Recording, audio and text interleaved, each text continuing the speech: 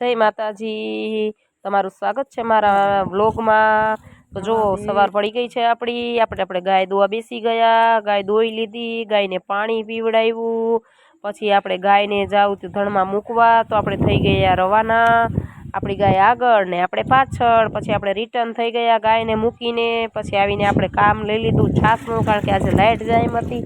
તો એના પપ્પા કે તું જલ્દી પેલા છાસ કરી લે, નકર બપોરે છાસ વગર કંટાળો થશે, કારણ કે ખાટી છાસ આપણે રોજ થતી હોય ને ખાટી ખાઈને શું મતલબ। પછી છાસ મૂકી તો છાસ ફરી ગઈ, તે છાશ તે ફરી ગઈ।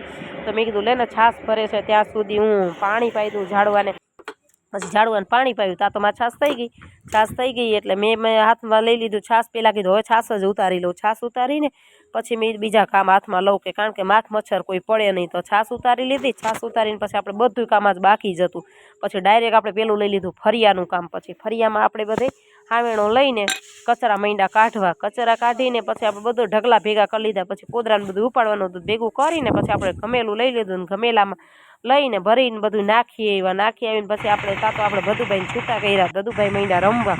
પછી આપણે બેનબાને કીધું લોન બેનબા થોડુંક આજ ઘરે હો તો કામ કરાવો ને। તો બેનબાને આજ રજા હોય, રવિવાર હોય, એટલે બેનબાએ પછી ઓશિકા ઉપડાવ્યા, ગોદડા આપણે હંકેલા, પછી નાસ્તો કર્યો। નાસ્તો કરીને જલ્દી મીધું લઈને વાસણ ઉટકી નાખું પહેલાં, પછી ઘરમાં બધું કામ કરું, કારણ કે વાસણનો તો ઢગલો ઘણો બધો મોટો ઢગલો હતો। કીધું આવે શું કે ગાય ઢોર હોય એટલે માલ ઢોર હોય એટલે આપણે વાસણ થાય ઘણા, એટલે વાસણનો પછી ઢગલો હતો। એ બધા વાસણ આપણે બધા એકદમ ચોખ્ખા કરીને ઉટકીને પછી એને મેં કીધું લેને હવે કીધું બેનને કીધું ઉટકાઈ ગયા છે તો બેન લ્યો તમે મેં ઉપાડી દો મને।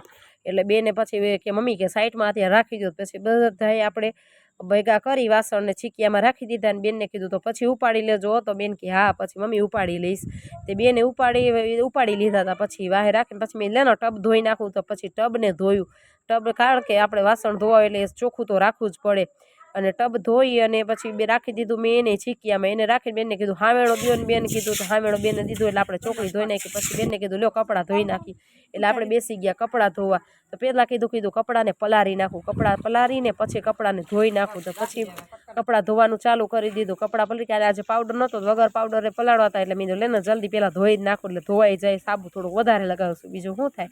પછી કપડાં ધોવા બેસી ગઈ, એટલે કપડાને એકદમ કમ્પ્લીટ કરીને ધોઈ નાખ્યા। બધા કપડાં ધોવાઈ ગયા, કપડાં ધોઈને પછી નીતવા બેસી ગઈ। બધા કપડાં નીતવી નાખ્યા, નીતવીને કમ્પ્લીટ કરીને ડોલ રાખી હતી બાજુમાં, ડોલ ઊંધી રાખી એના માથે બધા રાખી દીધા। રાખી અને બધા કોરા થઈ ગયા એટલે મેં હવે સૂકવી નાખું। પછી બધા કપડાને ફૂંકવાનું પાછો એક તો આ જોવો બાપા પવન, એટલે કેટલો પવન હતો જોવો તમે બધા કેવો પવન છે। પવન હતો એટલે પછી કપડાં સૂકવીને ઘરમાં આવીને પછી પલંગ માથે બેડશીટ હરખી કરી, ખાટલો પલંગ રાખે ને બહારે રાખે, અને અમે ખાટલો કહીએ એટલે એને બહારે રાખે એટલે પછી એને પાછો ઘરમાં લેવો પડે। પછી એને સાફ કર્યો બધું એનું કરી, પછી પાછું બેડ ઉપર બેડને સાફ કર્યું। પછી બધા ઓશિકા બધા એના એકદમ કમ્પ્લીટ કોઈટવાર નીલા જ કપડાં હતા, હજી તો નાવાનું બાકી હતું। મેં પહેલાં ઘરમાં કામ કરી લઉં પછી નાવ। પછી ગેસને હાથમાં લઈ લીધો, મેં લે હવે તને આજ ચોખ્ખું કરી નાખું। કીધું રાજો રોજે કરું જ છું, પણ કે અત્યારે કરવો પડે સવારમાં, નકર રાતે તો આપણે બધું ક્લીન કરીને સૂતા જોઈએ, પણ તો એ સવારમાં કરવું પડે। પછી ગેસને ક્લીન કરી લીધો, ગેસ ક્લીન થઈ ગયો, કારણ કે થોડુંક ઘસું વધારે એટલે વાર લાગે। પછી પ્લેટફોર્મ સાફ કરી નાખ્યું, પ્લેટફોર્મ સાફ કરીને વરી પાછા આપણે ગેસ નીચે આવી ગયા। આપણાને ગેસ સાફ કરવાનો બહુ સારો છે। પછી એ થઈ ગયું, પ્લેટફોર્મ સાફ કરીને એકદમ ક્લીન કરી, અને પછી આપણે દૂધની ડોલ બાજુમાં નીચે ભરી હતી। તો મેં કીધું લેને દૂધને ગારી લઉં। પછી દૂધને હું બેસી ગઈ ગારવા, તો દૂધને ગારીને કમ્પ્લીટ કરીને તપેલામાં લઈ લીધું, કારણ કે જો માખ એક પડી હતી દૂધમાં, અને આમે દૂધ ગારવું તો પડે જ। પછી દૂધને ગારી કરીને કમ્પ્લીટ કરીને બધું ઉપર રાખી દીધું, પ્લેટફોર્મ ગેણીને નાખી ડોલમાં। મેં વાન ધોઈ નાખો આપણા ન ગમે આ કીધું।